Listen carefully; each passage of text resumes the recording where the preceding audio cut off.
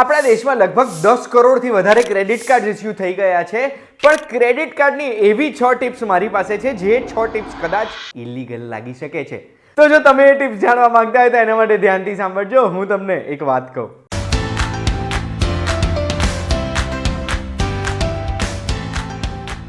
એક વાત કહું, આપનું સ્વાગત છે. મારું નામ છે ગુંજ ઠક્કર.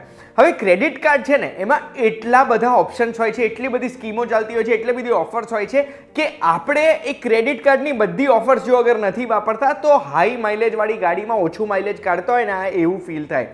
અને એટલે જ હું તમને 6 એવી ટિપ્સ આપીશ જે ટિપ્સથી આપણને ખબર પડશે કે આપણે ક્રેડિટ કાર્ડને હજુ સારી રીતે એવી રીતે કેવી રીતે વાપરી શકીએ જેનાથી મહિને કંઈક તો ફાયદો થાય આપણો.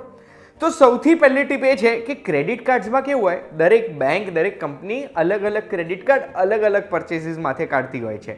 હવે આપણે જે ખર્ચા કરીએ છીએ એટલે શોપિંગ, ટ્રાવેલ, પરચેસીસ કે પછી બિઝનેસ એક્સપેન્સીસ, એ જે ખર્ચા છે ને આપણા, એના માટે આપણે એ ખર્ચા સ્પેસિફિક કાર્ડ લઈશું ને તો એ કાર્ડ ઉપર આપણને રિવોર્ડ પોઈન્ટ્સ વધારે મળશે કે પછી એ ખર્ચામાં આપણને વધારે બચત થશે. અને જ્યારે રિવોર્ડ પોઈન્ટ્સની વાત કરીએ ત્યારે રિવોર્ડ પોઈન્ટ્સમાં કેવું હોય, ઘણા કાર્ડ ઘણા ખર્ચા ઉપર વધારે રિવોર્ડ પોઈન્ટ આપે. હવે એક રિવોર્ડ પોઈન્ટ અપ્રોક્સિમેટલી બધા કાર્ડ્સ મેં સ્ટડી કર્યા ને તો આ એવરેજ તમને કહું છું કે 100 રૂપિયા ખર્ચ કરીએ તો 4 રિવોર્ડ પોઈન્ટ મળે ને 4 રિવોર્ડ પોઈન્ટ એટલે 1 રૂપિયો, એટલે 1 રિવોર્ડ પોઈન્ટ એટલે 25 પૈસા, એટલે લગભગ 100 રૂપિયા આપણને 0.25% જેટલું કેશબેક મળતું હોય. પણ તમે જો સ્પેસિફિક કાર્ડ જેના માટે છે અને એ સ્પેસિફિક કાર્ડ અગર એ જ ખર્ચા માટે યુઝ કરો છો ને તો રિવોર્ડ પોઈન્ટ્સ વધારે મળે, જેનાથી આપણી બચત વધારે થવા લાગે. બીજો પોઈન્ટ રિવોર્ડ પોઈન્ટ્સનો જ છે કે ક્રેડિટ કાર્ડ આપણે જ્યારે વાપરતા હોય ને ત્યારે એમાં સ્ટેટમેન્ટમાં બી રિવોર્ડ પોઈન્ટ લખેલા આવે.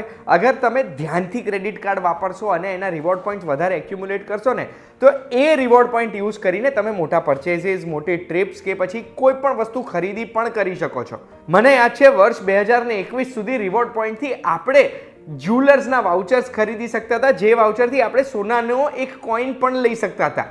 મેં આવું કરેલું છે એટલે હું તમને આ કહી શકું છું. 2021 પછી ઓફર જો બંધ થઈ ગઈ પણ હજુ બી આપણે ફ્લાઇટમાં, ટ્રાવેલમાં, હોટેલ બુકિંગમાં રિવોર્ડ પોઈન્ટ્સ યુઝ થઈ શકે અગર સ્માર્ટલી યુઝ કરીએ.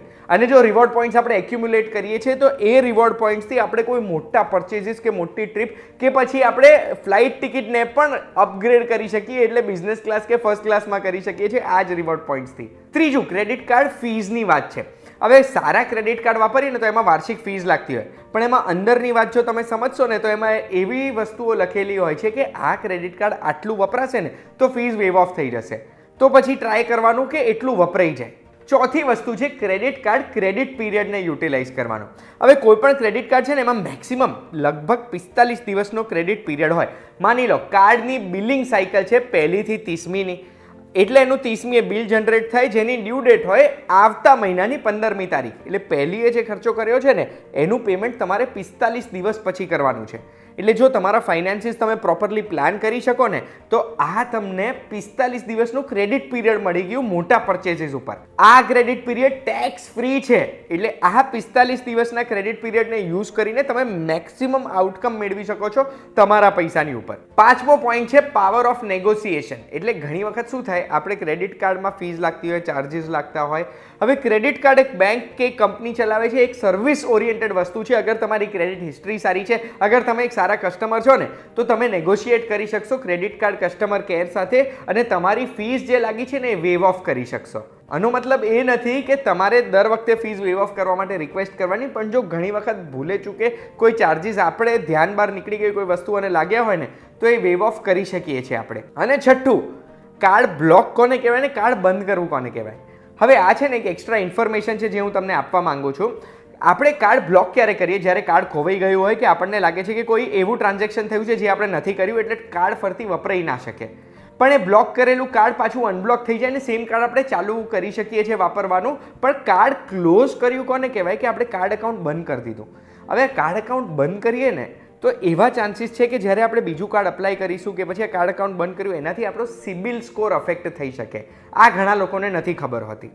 બસ આ 6 ટિપ્સને ધ્યાનમાં રાખો અને ક્રેડિટ કાર્ડને બેસ્ટ વાપરો, કારણ કે અગર સારી રીતે વાપર્યું છે તો ક્રેડિટ કાર્ડ જેવી સારી વસ્તુ નહીં, પણ ક્રેડિટ કાર્ડ અગર તમે સારી રીતે નથી વાપરી શકતા, એમાં જો અગર ઈએમઆઈ ચડી ગઈ છે, ચાર્જીસ ચડી ગયા છે, અગર મિનિમમ ડ્યુ પે કરો છો ને ઉપર તમને વ્યાજ લાગે છે તો એ વ્યાજ મહિને 3 થી 5% લાગવા લાગશે ને એ ચક્રવ્યૂહમાં ફસાઈ ગયા તો ક્રેડિટ કાર્ડ જેટલી ખરાબ વસ્તુ એક કે નહીં. ક્રેડિટ કાર્ડ એ ગાડી જેવું છે, જે ગાડી આપણને એક જગ્યાએથી બીજી જગ્યાએ પહોંચાડે તો છે, પણ જો ધ્યાનથી ના ચલાવી તો એ ગાડી ખર્ચા બી કરાવશે, મેન્ટેન ના કરી તો, અને અગર તમે પ્રોપરલી નથી ચલાવતા તો ઈજા પણ પહોંચાડી શકે છે પોતાને કે બીજાને.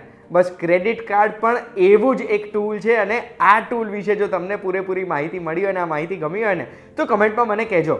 કમેન્ટમાં મને એ પણ કહેજો કે તમે કઈ રીતે તમારા ક્રેડિટ કાર્ડ રિવોર્ડ્સને યુઝ કરો છો. અગર તમે કરો છો તો મને ચર્ચા કરવી ગમશે, અને આવી માહિતી માટે VTVGujarati.com જોતા રહેજો. આપણે ફરી મળીશું.